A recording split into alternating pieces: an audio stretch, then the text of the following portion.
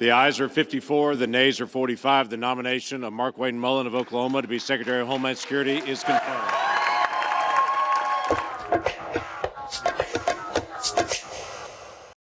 Markwayne Mullin, a citizen of the Cherokee Nation, has been sworn in as the new Secretary of the Department of Homeland Security. I'll support and defend the Constitution of the United States against all. Mullin is the first Native American to hold this position and the second to lead a cabinet agency. He's a former U.S. House representative and senator from Oklahoma. My name's Amelia Schaefer. I'm ICT's Northwest correspondent, and I'm joined by Polly Danette-Claw, ICT's Mountain West correspondent, to discuss this historic appointment. Polly, what's been the reaction from leaders across Indian country?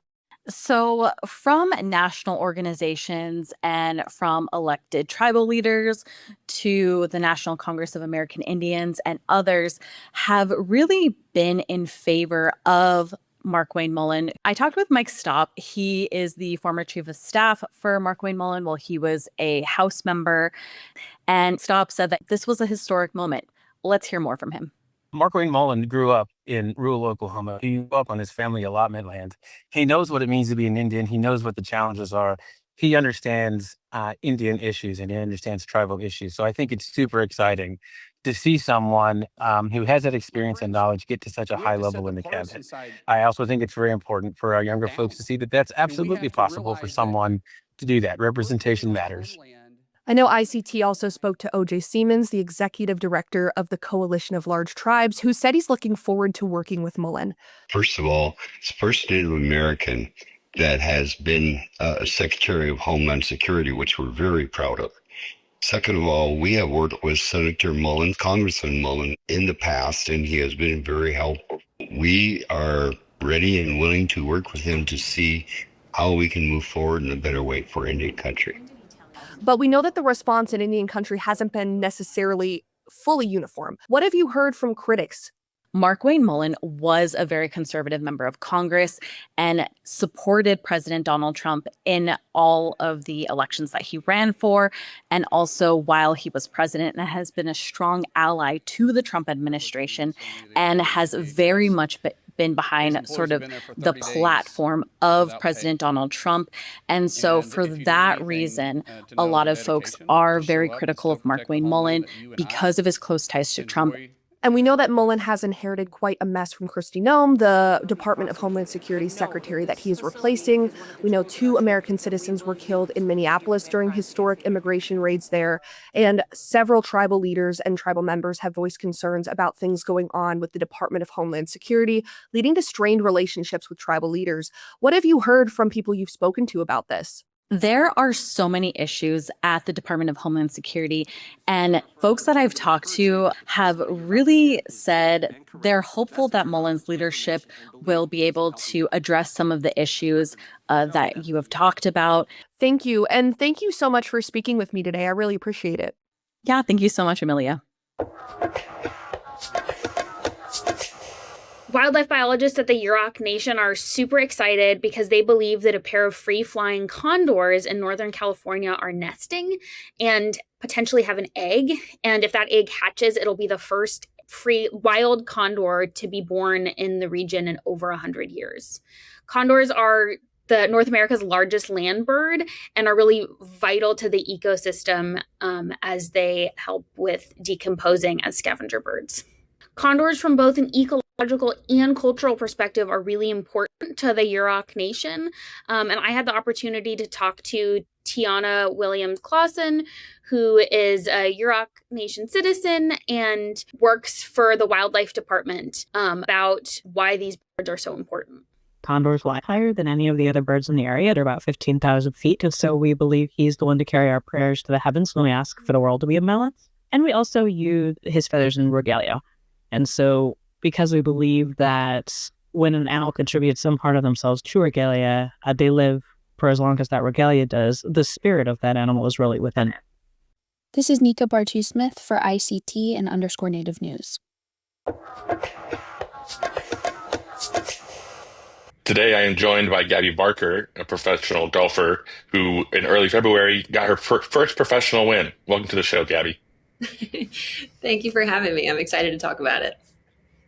Awesome. So yeah, you won your first professional event back in early February. Can you just take us back to that tournament that day and kind of what it felt like, what you remember after it's kind of set in a little bit? Um, Honestly, it was almost like a blur is kind of the way that I can describe it, because ultimately I haven't been in a winning or at least close to winning atmosphere in a few years. So when it came to the tournament, for those 3 days, I felt very comfortable, felt very relaxed, and then it came down to the last day, and I knew that it was almost like I had to just let the pressure come off of me just so I can perform to the best of my ability. And ultimately, the weather was really crazy that day. So it was almost like just stay cool, calm, and collected. And you know what? If you walk out of today's round with a win, all power to me. And then if somebody else came out and played their best golf and they ended up winning the tournament, I mean, I absolutely would love that for them. But for me to come out on top, it was almost surreal. I mean, my first call was to my mom. She was the one that I had to instantly get on there and be like, I won my first tournament. And we were obviously all ecstatic for it. Even my caddy, he was like, I'm so happy I got to be here for it. And so honestly, all good things. Definitely. And in the world of golf, it's go, go, go. Can you take us into what a tournament week looks like for you? Yeah, so it kind of varies depending on what tournament I'm kind of preparing for. So for a 3 or 4 day event, I'll be getting in there at least 3 or 4 days before the tournament actually starts. So that would mean getting up, flying in. It's basically what us professional golfers call as a travel day. So you typically don't have enough time to get to the golf course.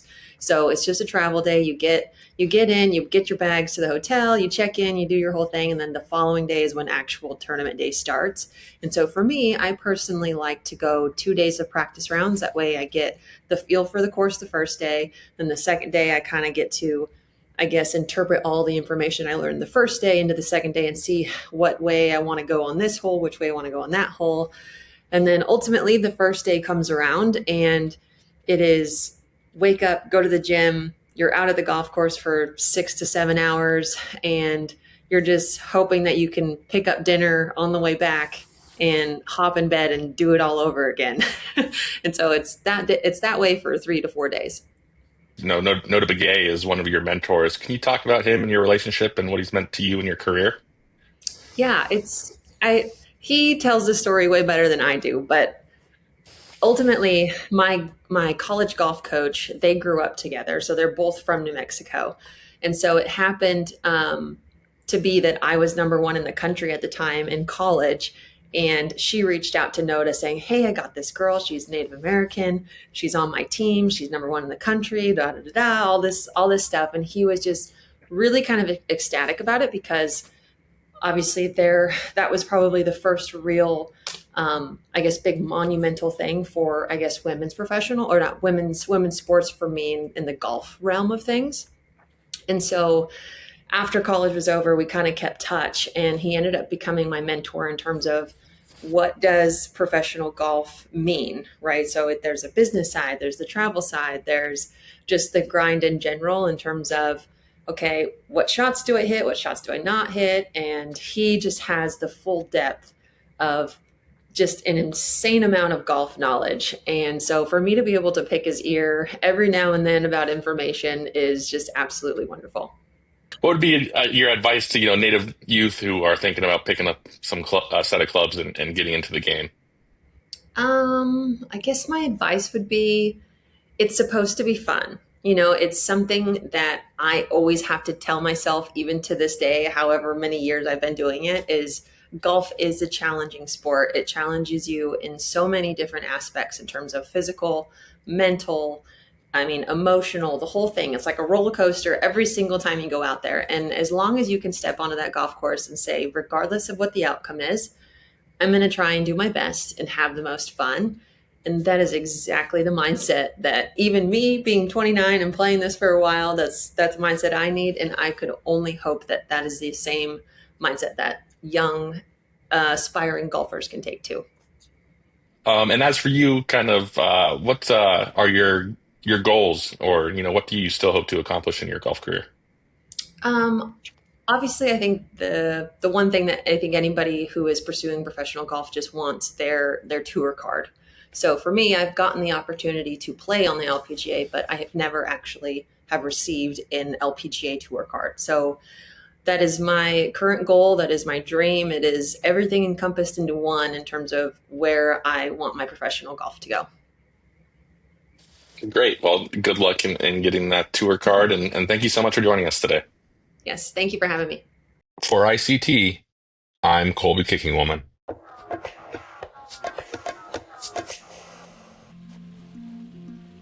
I knew I always wanted to be a healer, but I don't think I knew what path it was gonna be. I started wanting to be a doctor, and it was a nurse practitioner. But then it just really clicked that talking can be my medicine. Words are my medicine. Kung naman sa ni Dinoy si Rainer, niya mahiknu, mahiknu si kunekinom, niya hachumokis. So my name is Rainer. I'm Stockbridge Muncie. I'm from here on the reservation, and I'm a therapist. Psychology and counseling is very Western. And if you have a deeply rooted Indigenous identity, you know who you are, you can kind of blend both of them. And that helps meet Native patients where they're at. Western therapy pushes people towards choice and individualism. I moved to Milwaukee when I was 18. I feel like I can be myself in Milwaukee. Me and my friend joked that we're Res City Indians because we grew up on the res and moved to the city. I have room to grow into who I want to be without maybe a community expectation or a family expectation. It speaks more to individual growth than collective growth. Working on the res and still having a home in Milwaukee is the best of both worlds. There's beauty in being connected to blood and also having room to be yourself in the city. For collectivist communities like Native communities, it's like, how can I have volition, autonomy within the context of like a family or a community? And a lot of the times it's compromise. Like, it's how can I help my family, my community, and get my own needs met.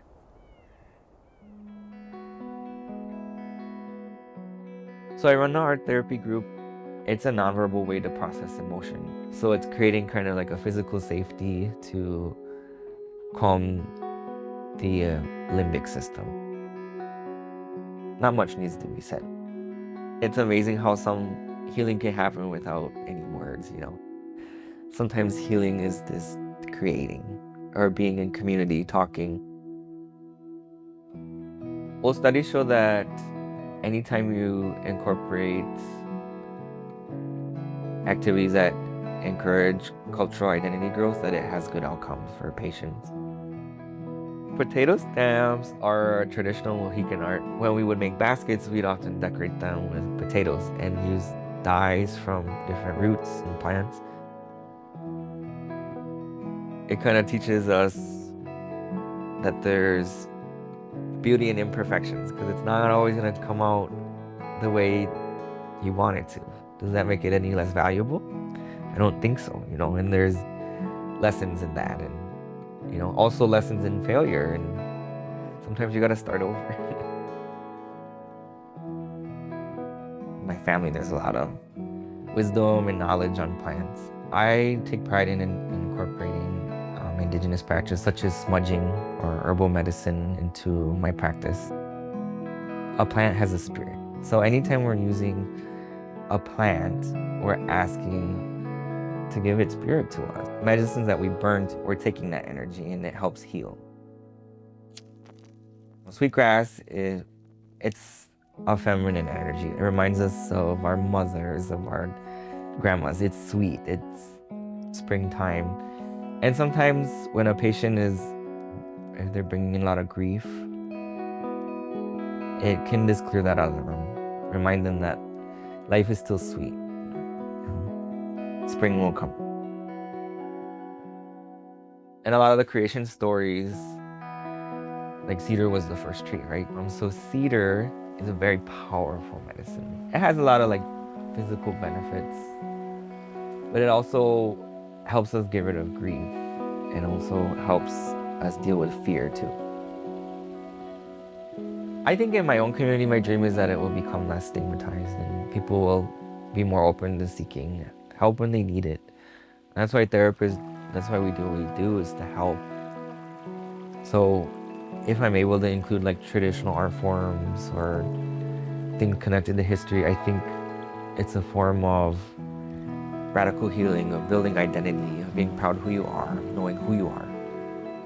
Because someone once told me, if you know who you are, what can stop you then?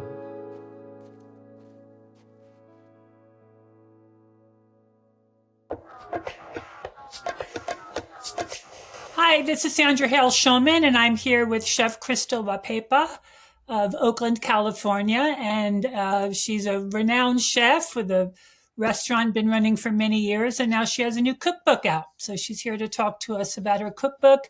It's called A Feather and a Fork. So tell me how you approached it. It's a big deal to approach and do a cookbook. I know this took years. So how did you approach it? Well, it started off like 5 years ago, where I would get different people would approach me about, have you ever thought about working on a cookbook? And you think about doing a cookbook. Of course, I'm an Indigenous chef. I think all chefs think about doing a cookbook. But it just so happens to be where I said, I wasn't ready back then as more as I'm ready now. So I'm ready to do this. And so I had like several people approach me, and I always knew what I wanted to do when it came into a cookbook, but more of my story where people can really identify. I love cookbooks, but also at the same time, I feel like it's very important, especially for Native country and for future Indigenous chefs, especially where it comes in with my children. I really want to tell my story, where my journey as me being an Indigenous chef. And so it couldn't be any better timing, I guess you would say, where it comes into the recipes, things that I grew up with, things that I'm very familiar with. And of course, I grew up here in the Bay Area, and I just kind of took everybody on a journey in my book. It's very beautiful. The beginning has a big intro section. So Yes. what are some of your favorite recipes in the book? Oh, wow. I kind of start off in the book, of course, with my grandmother's recipe, of course. We start off with the dried sweet corn. We start off in that. And then I kind of I wanted to where it started off seasonally in the book, where people can open up and they can see what's in season. They can kind of go back with that, what's in season. So I have a lot of pillars in the book where I feel like, well, this is guess what? I made the Three Sisters cake. This Three Sisters cake, I happen to cook for Willie Nelson, for instance. And I tell him the story, how I come up with the recipe, but then also what the Three Sisters mean, what the Three Sisters mean to me. And I kind of get, I get really serious in the book, but then I also get a little playful. So what do you want people to get from the book? To understand your story, maybe get a deeper understanding of Indigenous foods as you interpret it? Yeah, definitely. I want them to understand, like, there's urban natives all the way up into, that's why I took them on a journey where it comes into my journey as an Indigenous chef, but also at the same time, I'm from here over the Bay Area, where we're rich in Native community, where it comes into cultural foods, where we're from all over the place, but also at the same time, how we all gather together, but also I really want people to take away from it, one, whose land that they're on, the other, where the food comes from, and what are the health remedies of these foods, and how can we connect and heal where it comes into these foods. And these are the things that where I'm telling my story, how I feel about Indigenous foods and where it took me and where it's taken me. And also at the same time, I want to take other people on that journey where we are so well connected with our food, where where it comes into how they're grown, seasonal, where it's harvest. And I think it's very important that we should be very prideful where it comes to our food and how it's grown. And I really showcase a lot of that, and where I was very fortunate to work with a lot of food producers. I'm very fortunate to showcase these foods, and where I feel like we eat with our eyes, but most of all, whose land and what tribe they come from. Yeah, it's all very important. Well, great. Well, thanks so much, Crystal. We look forward to seeing the success of the book, and I'm sure the tour is going to go great. I know people are very interested in all this, particularly connecting with food and where it's from. I think that so much disconnect you feel, the average person just going to a grocery store, Oh, definitely.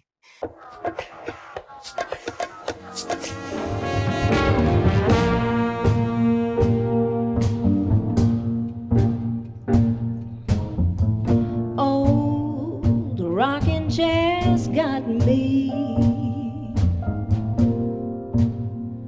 got my cane by my side. Nez Perce musician Julia Keefe is bringing an Indigenous perspective to big band music. Julia Keefe, thanks for joining me. I've been following your career for years, and I'm so excited about your new album release. Yes, I'm so excited about the album release as well. We have one single from the album available now on streaming platforms, but this has very much been a labor of love for the last year and a half since we recorded in November 2024.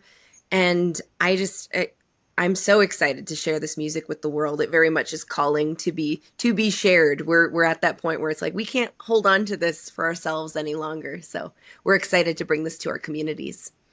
So tell me about the single that's being released now. The single that's out now is titled Wawasin Tonda. It's a composition from Abenaki of Odanak First Nation bassist and composer Molly Obamsawin.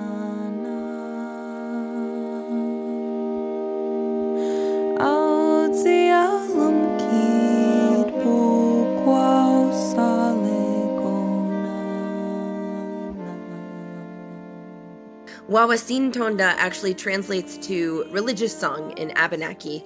And so this was actually a Catholic hymn, one of the earliest Catholic hymns to be introduced to the Abenaki people. And it was translated into Abenaki by a very early French Jesuit who came in contact with the Abenaki people. So this composition really dives into uncovering that history of Christianity within this Indigenous community. But the beauty of Molly's music is that she very much likes to get deeper into that sort of the cultural impact of Christianity and sonically explore that deterioration. So the way that the arrangement progresses, we start in this very formal chorale with Molly's voice and our saxophones.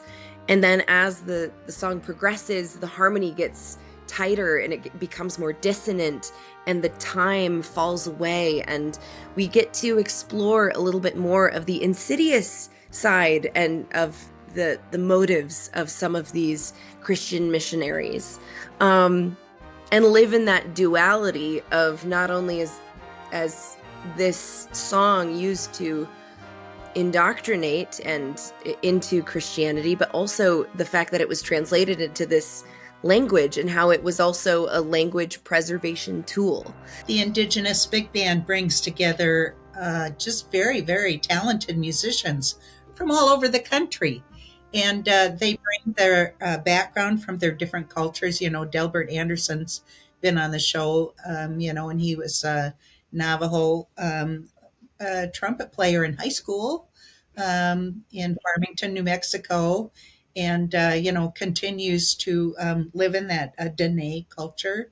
And other tribes are represented in your band as well.